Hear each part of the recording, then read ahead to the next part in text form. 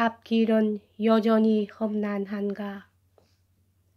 1951년에 윈스턴이 다시 수상이 되는 순간부터 사람들의 마음속에는 윈스턴이 얼마나 오랫동안 수상직을 수행해 나갈 수 있을까 하는 의구심이 숨어 있었다.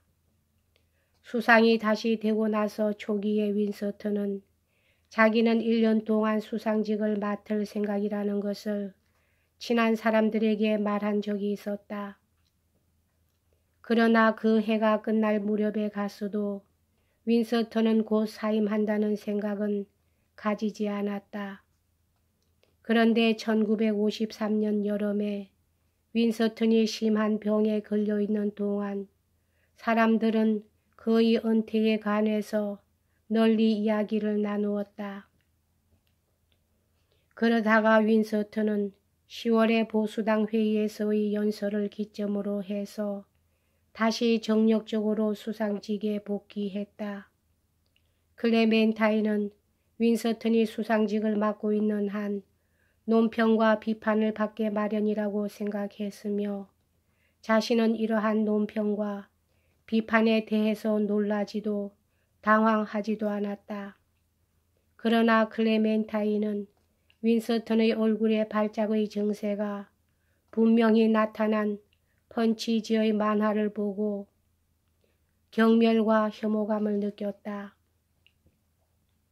윈스턴도 자신이 겪은 그 발작이 놀랄 정도로 회복되었음에도 불구하고 그 결과가 남아있다는 것을 아주 명확하게 이해하고 있었다.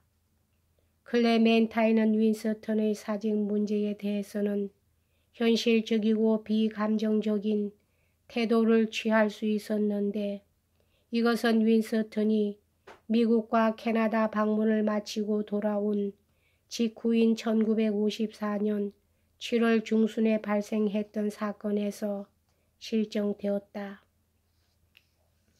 이 당시 해롤드 맥밀란 씨는 클레멘타인을 찾아와서 클레멘타인에게 윈스턴이 이 돈을 위해서 은퇴해야 한다고 말했다. 클레멘타인은 맥밀란 씨의 말을 주의 깊게 듣고는 이 정보를 윈스턴에게 전하겠다고 말했다. 맥밀란이 클레멘타인에게서 떠나자마자 클레멘타인은 조크 콜비를 불러서 자초지종을 이야기했다. 이 일은 아침에 일어난 일이었다.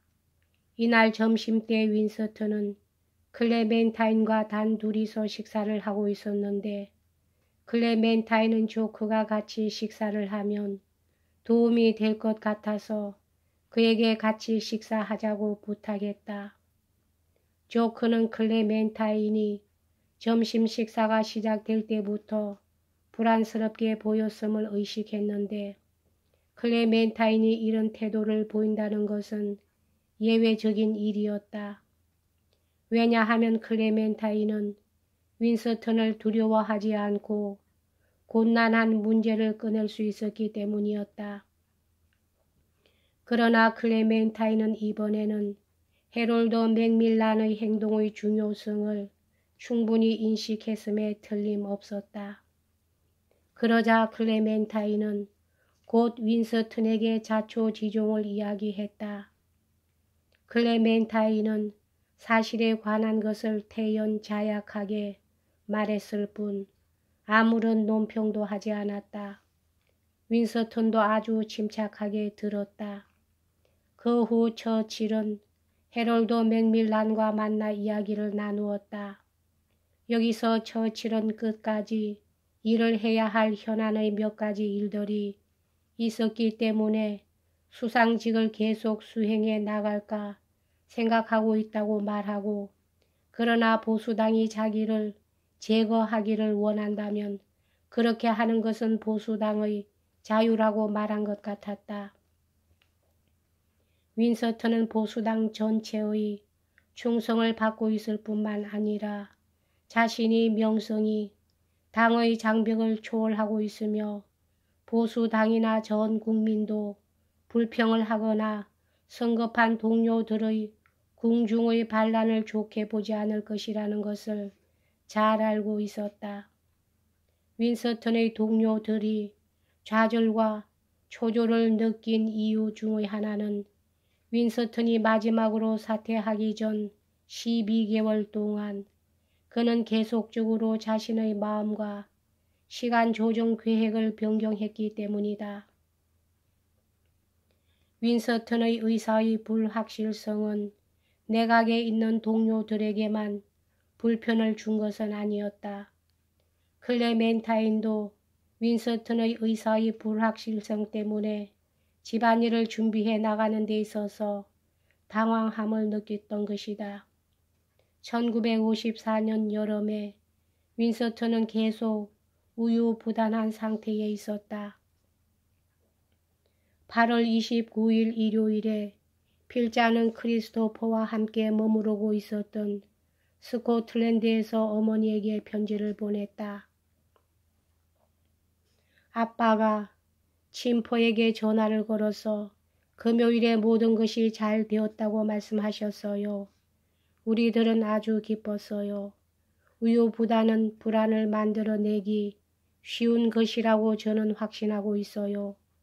아빠가 수상직을 계속 유지하겠다는 결정은 어떤 면으로 볼 때에는 어머니에게 틀림없이 타격을 줄 거예요.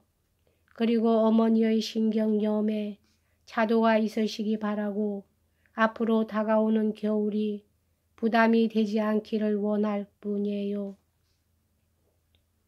그 후 아주 오랫동안 윈스턴에게 더 이상의 우유부단함이 나타나지 않았다. 그리고 10월 중순에 윈스턴은 장관 자리를 몇 개 바꾸었다.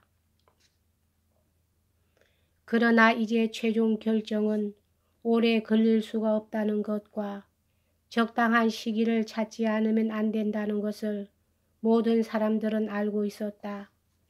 1955년에 접어들자 현재의 의회는 4년 동안 계속되었는데 윈스턴은 수상으로서 또 다른 총선거를 치를 힘이 없다는 것을 자신이 잘 알고 있었다. 그래서 그는 사직할 명확한 날짜를 정해야 한다는 사실에 직면했다.